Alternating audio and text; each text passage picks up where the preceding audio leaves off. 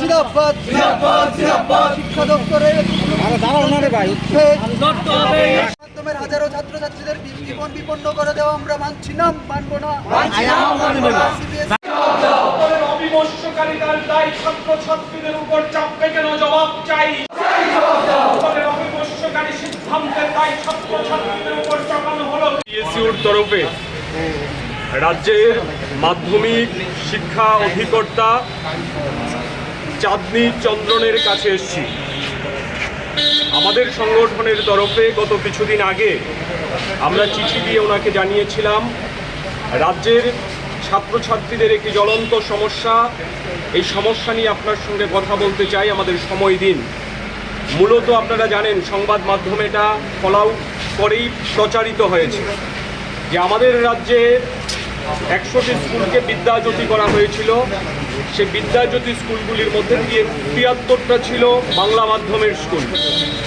সেই স্কুলের ছাত্রছাত্রীদের তাদের পড়াশোনার যে অতীত সেটা হচ্ছে তারা বাংলা মাধ্যমেই পড়াশোনা করেছেন এবং বিদ্যাজ্যোতি স্কুলগুলি সিবিএসসিতে কনভার্ট করা হয়েছে। রাজ্য বোর্ড থেকে এটা সিবিএসসিতে গেছে, আমাদের কোনো আপত্তি নেই। সিবিএসসি বোর্ড করলে পরে যদি সর্বভারতীয় ক্ষেত্রে ছাত্রছাত্রীদের প্রতিযোগিতামূলক সুযোগ বৃদ্ধি পায় তাতে আমরা আনন্দিত হব। কিন্তু আমরা লক্ষ্য করছি এবছর যারা মাধ্যমিক উচ্চ মাধ্যমিক পরীক্ষা দেবেন, যাদের রেজিস্ট্রেশন সিবিএসসি বোর্ডের অধীনে হয়েছে, তাদের মানে বিনা মেঘে বজ্রপাতের মতো একটা সংবাদ এসে পৌঁছেছে যে আগামী পরীক্ষাটা ইংরেজি কিংবা হিন্দিতে দিতে হবে। এখন সিবিএসসি বোর্ডের যা নিয়ম তাতে হিন্দি এবং ইংরেজি বাদে তাদের প্রশ্নপত্র হয় না। কিন্তু এই ছাত্রছাত্রীদের তাদের পরীক্ষা 5 মাস পর হবে, এখনও স্কুলের মধ্যে বাংলা মাধ্যমে গোটা পড়াশোনাটা হচ্ছে।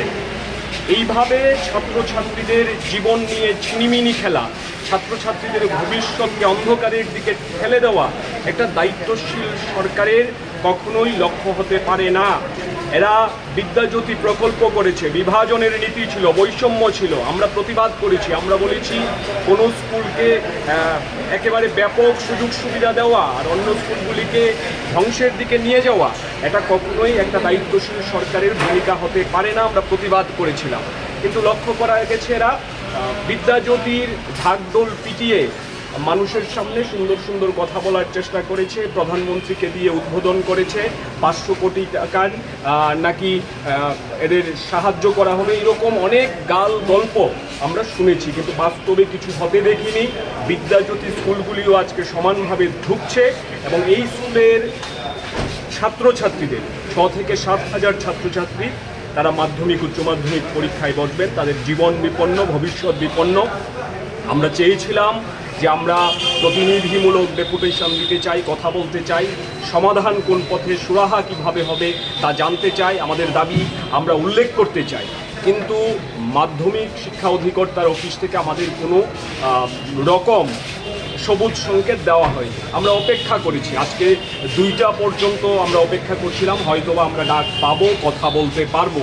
কিন্তু এরা ছাত্র প্রতিনিধিদের সঙ্গে কথা বলতে ভয় পাচ্ছে, কাজেই এরা স্বৈরাচার চালাতে চাইছে, কথা বলার মুখ বন্ধ করে দিতে চাইছে। এভাবে চলতে পারে না। এই রাজ্যের ছাত্রছাত্রীদের ভবিষ্যৎ বিপন্ন হবে আর এসএফআই টিএসইউ চুপ করে ঘরে বসে থাকবে, এটা কোনোভাবেই হবে না।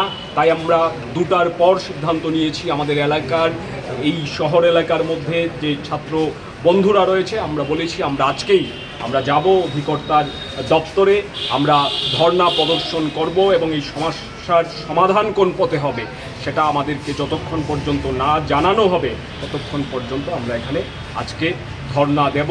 তার জন্যই আমরা এখানে সমবেত।